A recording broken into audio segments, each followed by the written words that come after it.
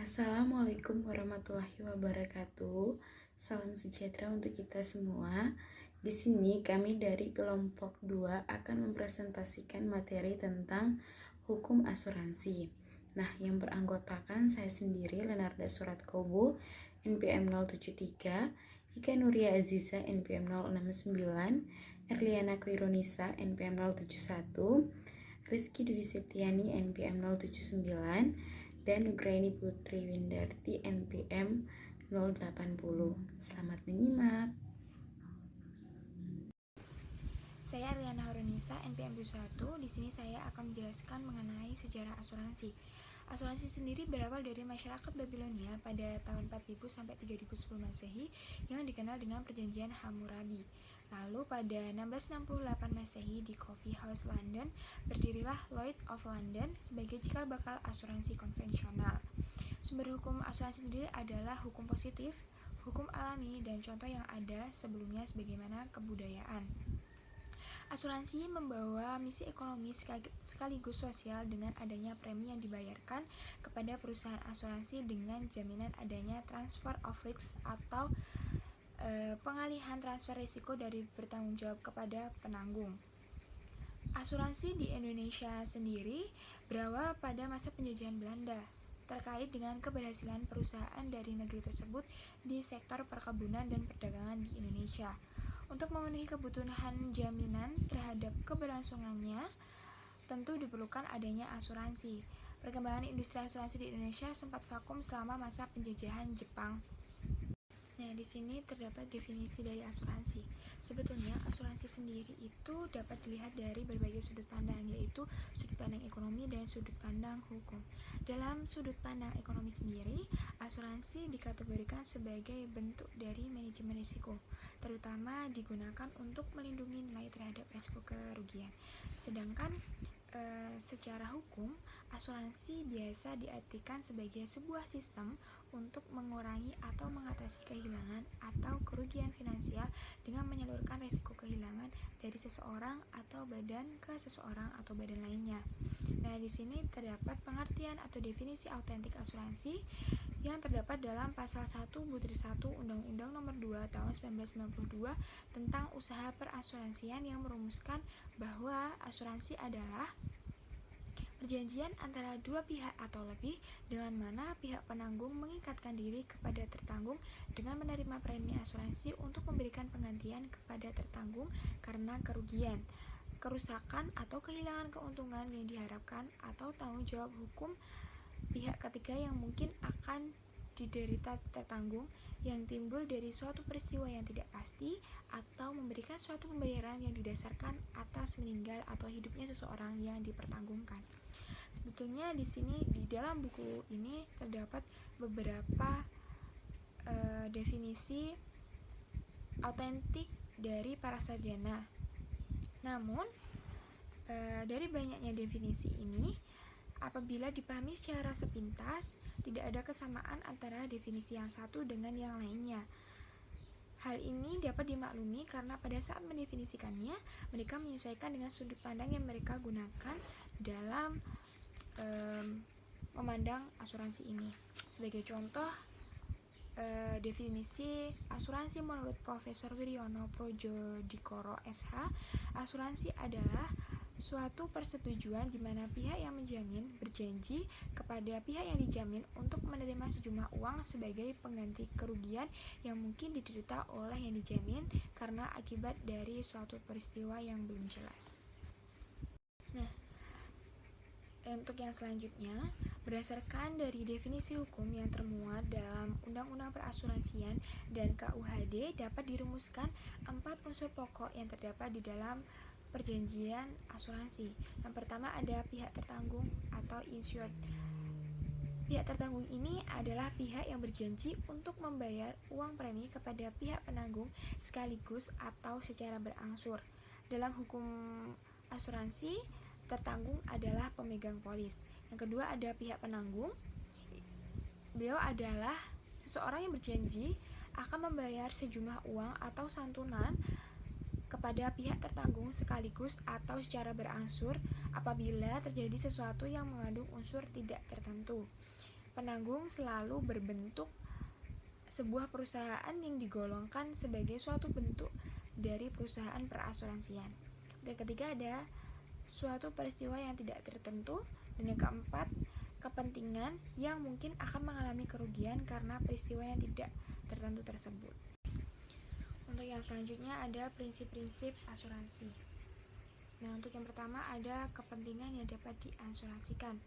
Maksud prinsip ini adalah bahwa hak untuk mengasuransikan akan timbul apabila ada suatu hubungan keuangan antara tertanggung dengan yang diasuransikan dan diakui secara hukum.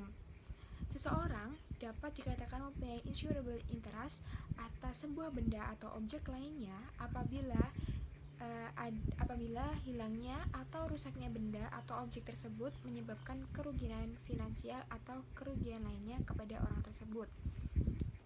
Apabila terjadi musibah atas objek yang diasuransikan dan terbukti bahwa orang tersebut tidak memiliki kepentingan keuangan atas objek tersebut, maka tertanggung tidak berhak menerima ganti rugi. Misalnya, seseorang tidak dapat mengasuransikan rumah orang lain kecuali rumahnya sendiri atau rumah lain tempat ia mempunyai kepentingan tertentu pada rumah tersebut. Untuk yang kedua, ada iktiqad bait. Nah, iktiqad bait merupakan sebuah tindakan untuk mengungkapkan secara akurat dan lengkap terhadap semua fakta material mengenai sesuatu yang akan diasuransikan, baik diminta maupun tidak. Artinya adalah bahwa penanggung harus dengan jujur menerangkan dengan jelas segala sesuatu tentang luasnya syarat atau kondisi dari asuransi, dan tertanggung juga harus memberikan keterangan yang jelas, teliti, dan benar atas objek atau kepentingan yang dipertanggungkan, resiko-resiko yang dijamin maupun yang dikecualikan. Untuk yang ketiga ada sebab akibat. Apabila kepentingan yang diasuransikan mengalami musibah atau kecelakaan, maka pertama-tama akan dicari sebab-sebab yang efektif dan efisien yang dapat menggerakkan suatu rangkaian peristiwa tanpa terputus hingga akhirnya terjadilah musibah atau kecelakaan tersebut. Sebuah prinsip yang digunakan untuk mencari penyebab kerugian yang efektif dan efisien adalah unbroken chains of event. Yang dimaksud dengan unbroken chains of event ini adalah suatu rangkaian mata rantai peristiwa yang tidak terputus. Sekian presentasi dari saya.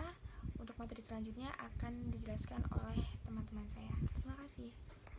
Baik, saya Lenarda Suratkobu NPM 073. Di sini saya akan melanjutkan penjelasan untuk beberapa slide berikut. Nah, pada slide ini yang akan saya sampaikan yaitu terkait iktiqad bait dan sebab akibat. Nah, langsung saja kita bahas satu persatu. Yang pertama yaitu iktiqad bait atau good faith. Nah, iktiqad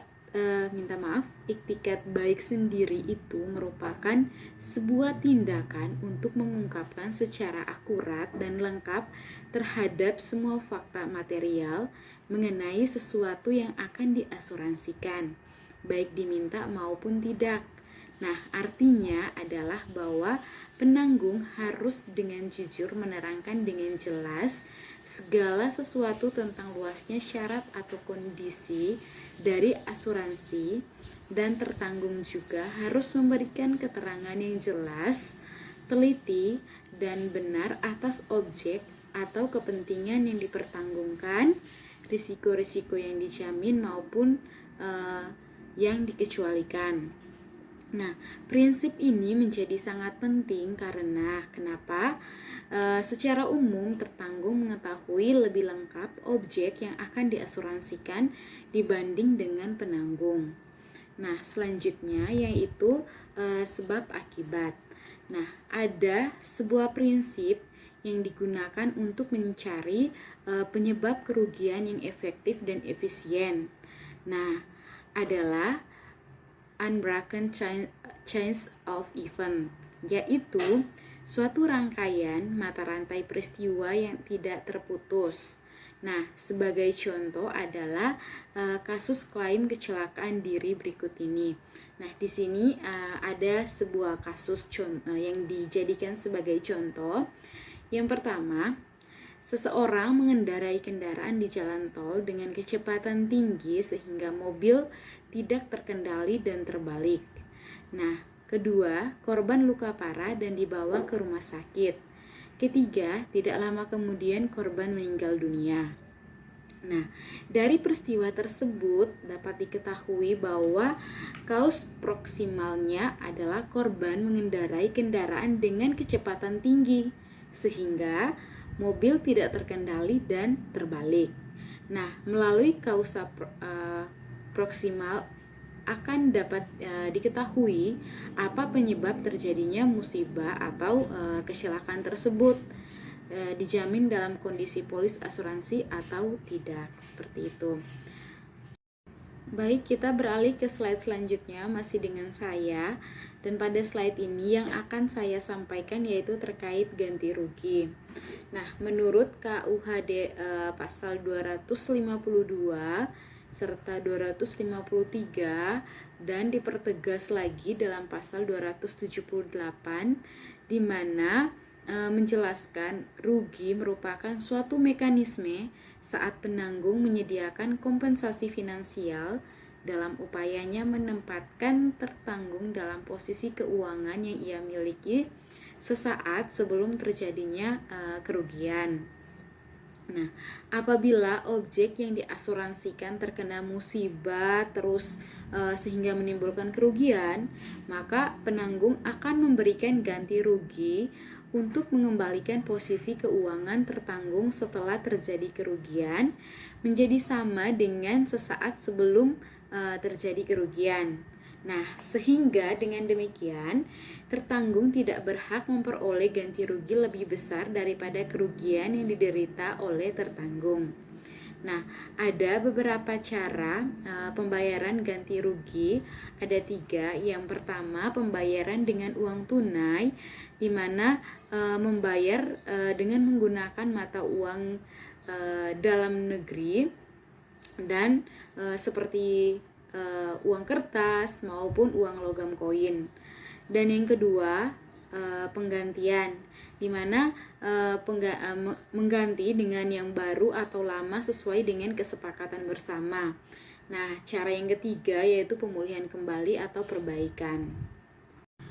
Baik, langsung saja kita beralih ke slide selanjutnya. Pada slide ini di mana ada 2 sub pembahasan yang akan saya sampaikan. Yang pertama yaitu pengalihan atau subrogation, yang kedua yaitu kontribusi atau contribution. Nah, langsung saja kita bahas satu persatu. Yang pertama, pengalihan atau subrogation. Nah, prinsip subrogasi diatur dalam pasal 284 Kitab Undang-Undang Hukum Dagang yang berbunyi, apabila seseorang penanggung telah membayar ganti rugi sepenuhnya kepada tertanggung, maka penanggung akan menggantikan kedudukan tertanggung dalam segala hal untuk menutup pihak ketiga yang telah menimbulkan kerugian pada tertanggung. Nah, artinya apabila tertanggung mengalami kerugian akibat kelalaian atau kesalahan pihak ketiga, maka penanggung setelah memberikan ganti rugi kepada tertanggung tersebut akan menggantikan kedudukan tertanggung dalam mengajukan tuntutan kepada pihak ketiga tersebut. Nah, selanjutnya yang akan kita bahas yaitu terkait kontribusi atau contribution. Nah, tertanggung dapat saja asuransikan harta benda yang sama kepada beberapa perusahaan asuransi. Namun perlu diingat bahwa apabila terjadi kerugian atau objek yang diasuransikan itu secara otomatis berlaku prinsip kontribusi. Nah, prinsip kontribusi berarti bahwa apabila penanggung telah membayar penuh ganti rugi yang menjadi hak tertanggung, maka penanggung berhak menuntut perusahaan lain yang terlibat dalam suatu pertanggungan, di mana secara bersama-sama menutup asuransi harta benda milik tertanggung untuk membayar bagian kerugian masing-masing yang besarnya sebanding dengan jumlah tertanggung yang ditutupnya. Nah, sebagai contoh saja ya teman-teman, misal tertanggung mengasuransikan 1 unit bangunan rumah tinggal seharga 100 juta rupiah kepada 3 perusahaan asuransi berikut. Nah, asuransi A sebesar 100 juta, asuransi B sebesar 50 juta, dan asuransi C sebesar 50 juta juga. Nah, totalnya adalah 200 juta. Nah, apabila bangunan tersebut terbakar habis dan mengalami kerugian total, maka maksimum ganti rugi yang tertanggung diperoleh dari yang pertama, asuransi A sama dengan 100 juta dibagi 200 juta kali 100 juta, maka 50 juta. Nah, asuransi B di mana 50 juta dibagi 200 juta dikali 100 juta, maka 25 juta. Nah, asuransi C sama dengan 50 juta dibagi 200 juta dikali 100 juta sama dengan 25 juta. Dimana tadi besar asuransi B dan asuransi C itu sama. Sehingga total perhitungan adalah 100 juta. Berarti jumlah ganti rugi yang tertanggung diterima dari ketiga perusahaan asuransi tersebut bukan 200 juta melainkan 100 juta sesuai dengan harga rumah sebenarnya. Baik, kita ke slide selanjutnya. Nah, pada slide ini yang akan dibahas terkait perbedaan jenis-jenis asuransi. Nah, langsung saja. Perbedaan menurut Undang-Undang Perasuransian, di mana Undang-Undang Nomor 2 Tahun 1992 tentang perasuransian membedakan asuransi ke dalam 2 jenis usaha perasuransian yang meliputi yang pertama yaitu usaha asuransi dan yang kedua yaitu usaha penunjang asuransi. Nah, kita bahas satu persatu. Yang pertama yaitu usaha asuransi. Nah, usaha asuransi ini terdiri atas 3. Yang pertama, usaha asuransi kerugian, usaha asuransi jiwa, dan usaha reasuransi. Nah, kita bahas satu persatu dari jenis usaha asuransi ini. Yang pertama yaitu usaha asuransi kerugian. Nah, di mana usaha asuransi kerugian adalah memberikan jasa dan penanggulangan risiko atas kerugian, kehilangan manfaat dan tanggung jawab hukum kepada pihak ketiga yang timbul dari peristiwa yang tidak pasti. Nah, kedua, usaha asuransi jiwa. Nah, usaha asuransi jiwa ini adalah memberikan jasa dalam penanggulangan risiko yang dikaitkan dengan hidup atau meninggalnya seseorang yang dipertanggungkan. Nah, yang ketiga, usaha reasuransi, di mana reasuransi ini adalah usaha yang memberikan jasa dalam pertanggungan utang terhadap risiko yang dihadapi oleh perusahaan asuransi kerugian dan perusahaan asuransi jiwa. Nah, selanjutnya yaitu usaha penunjang asuransi. Nah, usaha penunjang asuransi ini terdiri atas beberapa ya teman-teman. Yang pertama yaitu usaha pialang asuransi, usaha pialang reasuransi, usaha agen asuransi, usaha penilaian kerugian asuransi, dan usaha konsultan aktuaria. Nah, kita bahas satu persatu juga, di mana yang pertama usaha pialang asuransi. Nah, pialang menurut pasal 1 nomor 8 Undang-Undang Perasuransian, yang dimaksud dengan perusahaan pialang asuransi adalah perusahaan yang memberikan jasa keperantaraan dalam penutupan asuransi dan penanganan penyelesaian ganti rugi asuransi.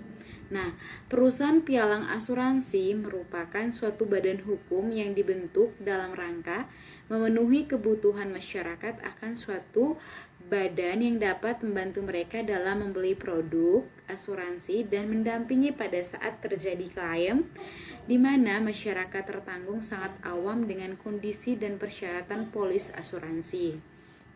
Nah, perusahaan pialang asuransi berbentuk badan hukum dan harus memiliki izin dari Departemen Keuangan dengan persyaratan cukup ketat dan diatur secara jelas dalam Undang-Undang Nomor 2 Tahun 1992,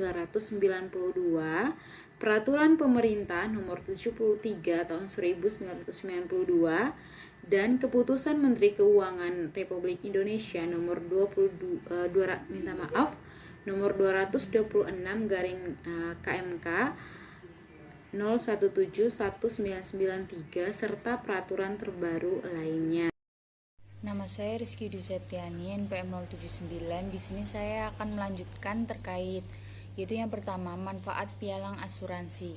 Nah, di sini ada beberapa manfaat dari pialang asuransi, yaitu yang pertama, mengenal dan menganalisis resiko yang dimiliki tertanggung. Kemudian memberikan saran bagaimana menangani risiko kepada tertanggung. Kemudian yang ketiga yaitu mendesain program asuransi yang sesuai dengan kebutuhan tertanggung.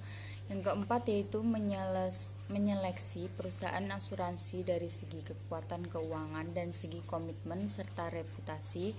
Kemudian yang selanjutnya yaitu mempresentasikan risiko dan menegosiasikan ruang lingkup jaminan yang luas. Kemudian memantau kondisi dan situasi setiap adanya perubahan dalam industri asuransi secara konsisten. Kemudian yang terakhir yaitu memantau kondisi dan situasi setiap adanya perubahan dalam industri asuransi secara konsisten. Di sini juga terdapat ada fungsi pialang asuransi. Nah, di sini terdapat 3 fungsi pialang asuransi.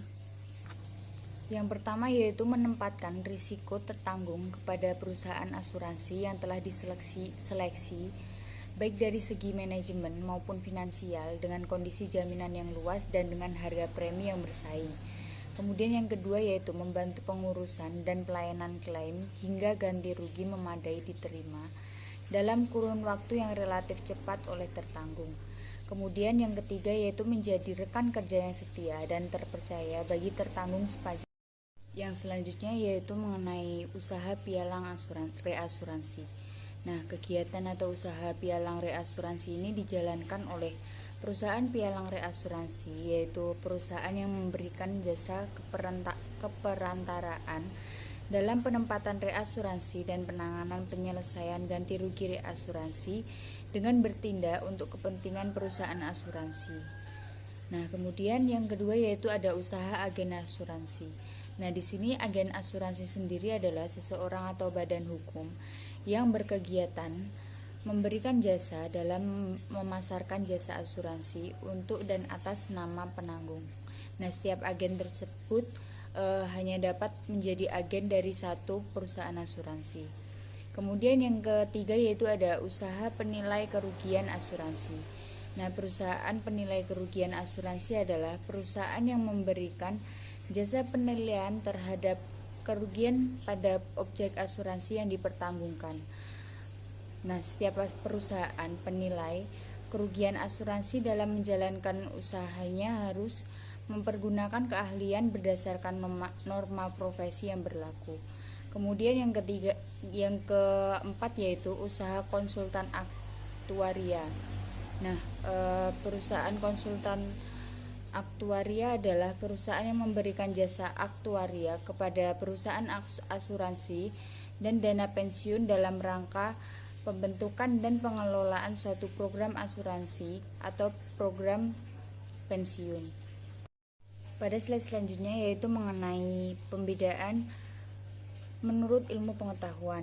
Nah, di sini ilmu pengetahuan hukum asuransi itu dibagi menjadi 3 jenis, yaitu yang pertama asuransi kerugian, yang kedua yaitu asuransi sejumlah uang, dan yang ketiga yaitu reasuransi. Nah, yang pertama yaitu asuransi kerugian. Asuransi kerugian sendiri adalah asuransi yang bertujuan untuk mendapatkan suatu penggantian kerugian yang mungkin ditimbulkan oleh suatu kejadian. Nah, di sini asuransi kerugian ini memberikan jasa dalam menanggulangi risiko atas kerugian, kehilangan manfaat, dan tanggung jawab hukum kepada pihak ketiga yang timbul dari peristiwa yang tidak pasti. Yang kedua yaitu asuransi sejumlah uang. Nah, di sini asuransi sejumlah uang meliputi asuransi jiwa dan asuransi sosial. Berdasarkan rumusan pasal 1/1 Undang-Undang Perasuransian sebagai berikut.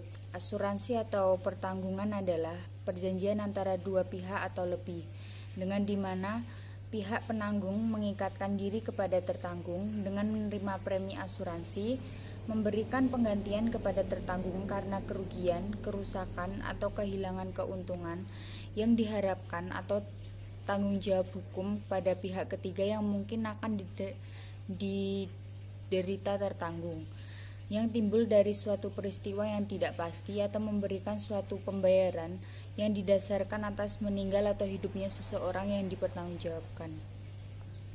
Namun untuk pembahasan tentang Baik, selanjutnya saya Nugraini Putri MPM 80 akan melanjutkan presentasinya. Nah, di sini ada penanggung, tertanggung, dan penikmat. Nah, dalam hukum asuransi itu minimal terdapat dua pihak, yaitu penanggung dan tertanggung. Nah, penanggung adalah pihak yang menanggung beban risiko sebagai imbalan premi yang diterima dari tertanggung.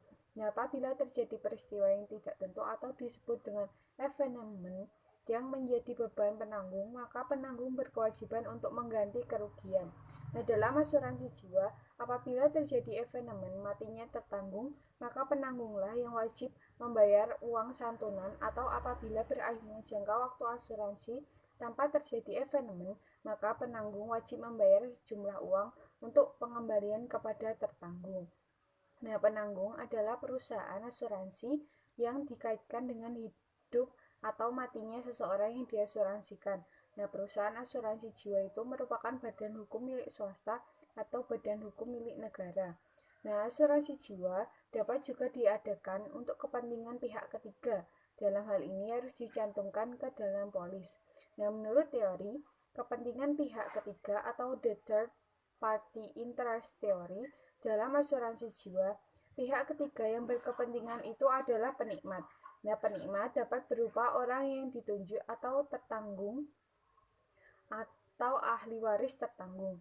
Nah, lebih lanjutnya, penikmat itu muncul apabila terjadi evenement meninggalnya tertanggung.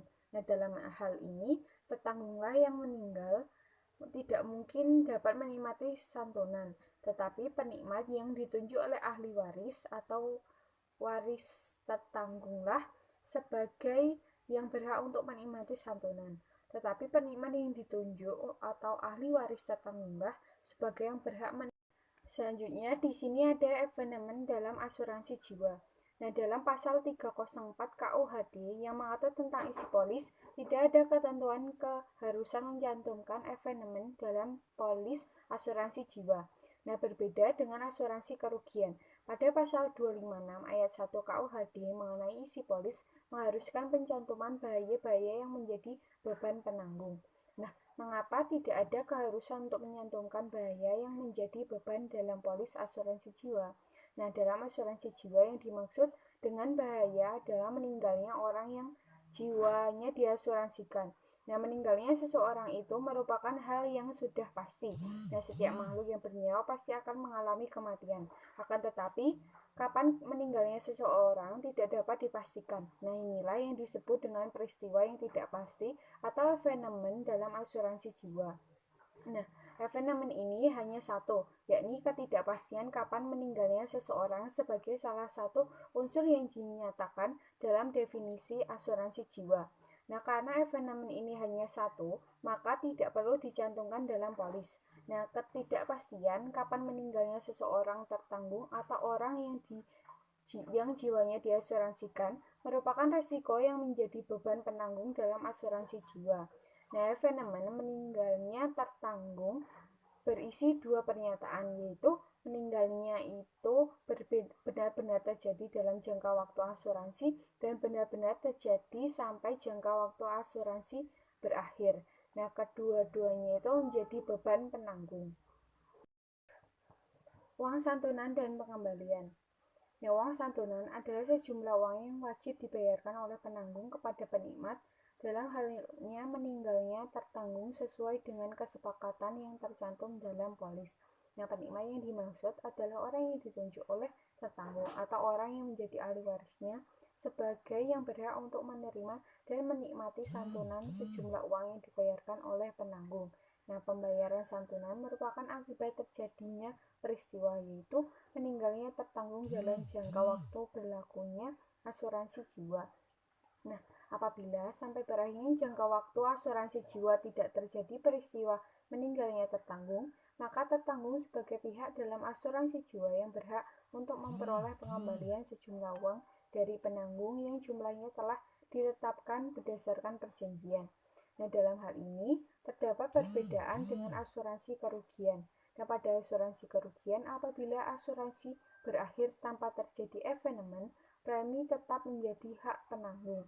Nah, sementara itu, pada asuransi jiwa, premi telah diterima penanggung dianggap sebagai tabungan yang dikembalikan kepada penabung yang yaitu tertanggung. Nah, berbeda dengan asuransi kerugian. Nah, pada asuransi jiwa, penetapan besarannya nilai santunan atau uang penanggungan ditentukan di muka.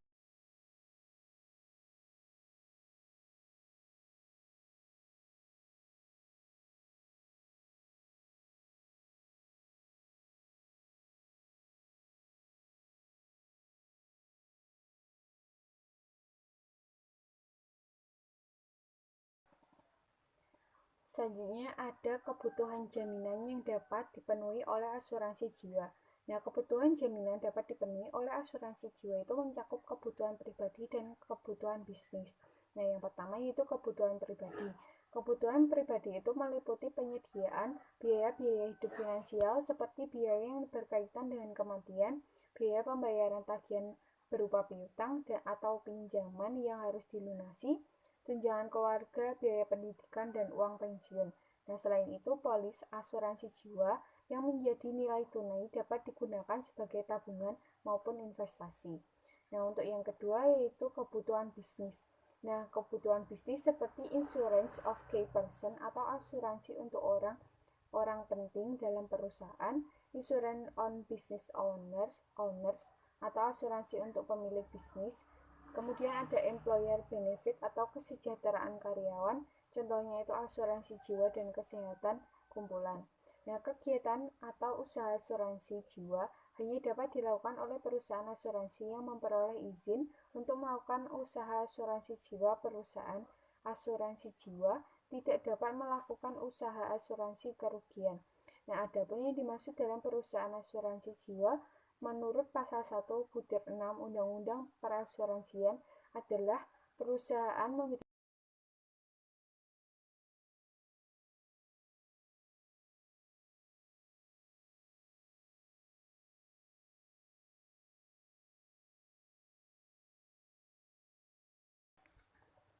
Nah, selanjutnya di sini ada reasuransi.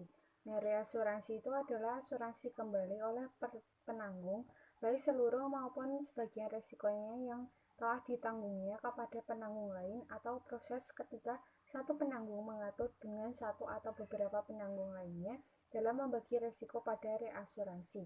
Nah, pada pasal 3 huruf A butir 3 Undang-Undang Perasuransian menyebutkan adanya usaha reasuransi, yaitu usaha yang memberikan jasa dalam penanggungan ulang terhadap resiko yang dihadapi oleh perusahaan asuransi kerugian dan atau perusahaan asuransi jiwa. Nah, selanjutnya ada subjek atau para pihak dalam reasuransi. Nah, subjek dalam reasuransi itu meliputi sending company, perusahaan yang mereasuransikan resikonya, dan reassurandor, perusahaan yang menerima pertanggungan ulang dari sending company. Selanjutnya, di sini ada prinsip-prinsip dalam reasuransi. Nah, prinsip-prinsipnya itu sebagai berikut. Yang pertama, yaitu perjanjian reasuransi antara sending company dan reassurandor yang harus dibuat secara tertulis, yang merupakan perjanjian terpisah dan berdiri sendiri dengan perjanjian antar tertanggung dan penanggung. Dan yang kedua, tertanggung tidak mempunyai hak apapun terhadap reassurandor. Yang ketiga, apabila reassurandor mengalami pailit ataupun tidak mampu membayar suatu klaim yang valid, sending company atau penanggung tetap harus bertanggung jawab kepada tertanggung sesuai dengan polis yang dikeluarkannya.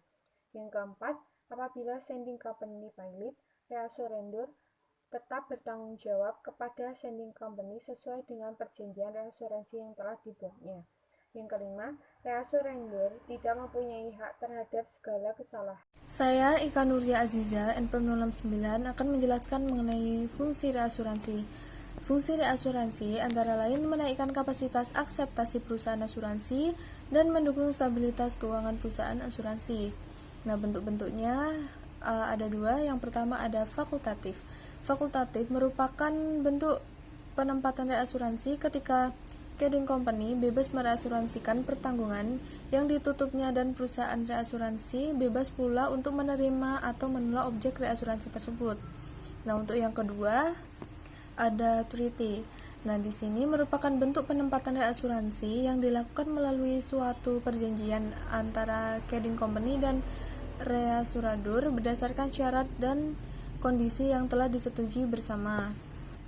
Kemudian, bentuk reasuransi ini selanjutnya dibagi lagi menjadi proportional treaty dan non-proportional treaty. Kemudian ada fakultatif obligatory dan yang terakhir ada pool. Kemudian polis. Nah, di sini polis dalam asuransi adalah bukti tertulis asuransi atau surat perjanjian antara pihak-pihak yang mengadakan perjanjian, yaitu tertanggung ataupun penanggung. Nah, untuk fungsi polis bagi tertanggung antara lain ada bukti tertulis atas jaminan penanggungan untuk mengganti kerugian yang mungkin dideritanya yang ditanggung oleh penanggung. Yang kedua, bukti pembayaran premi kepada penanggung. Yang ketiga, bukti autentik untuk menuntut penanggung apabila lalai atau tidak memenuhi jaminannya. Kemudian, fungsi polis bagi penanggung. Yang pertama, bukti atau tanda terima premi asuransi dari tertanggung. Yang kedua, bukti tertulis atas jaminan yang diberikannya kepada tertanggung untuk membayar ganti rugi yang mungkin diderita oleh tertanggung. Nah, yang ketiga, bukti autentik untuk menolak tuntutan ganti rugi atau klaim apabila penyebab kerugian tidak memenuhi syarat polis. Selanjutnya, ada perlindungan kepentingan pemegang polis. Nah, di sini perusahaan asuransi dan perusahaan reasuransi harus menempatkan sekurang-kurangnya 20% dari modal disetor dan dipersyaratkan. Nah, dalam bentuk deposito berjangka dengan perpanjangan otomatis pada bank umum di Indonesia yang bukan afiliasi dari perusahaan asuransi dan perusahaan reasuransi yang bersangkutan. Nah, untuk yang kedua, deposito tersebut merupakan jaminan terakhir dalam rangka melindungi kepentingan pemegang polis. Yang ketiga, premi harus ditetapkan pada tingkat yang mencukupi, tidak berlebihan dan tidak merupakan secara diskriminatif. Kemudian, tingkat premi dinilai tidak mencukupi apabila yang pertama ada sedemikian rendah sehingga sangat tidak sebanding dengan manfaat yang diperjanjikan dalam polis asuransi yang bersangkutan. Nah, kemudian ada penerapan tingkat premi secara berkelanjutan akan membahayakan tingkat solvabilitas perusahaan. Yang ketiga, penerapan tingkat premi secara berkelanjutan akan dapat merusak iklim kompetisi yang sehat.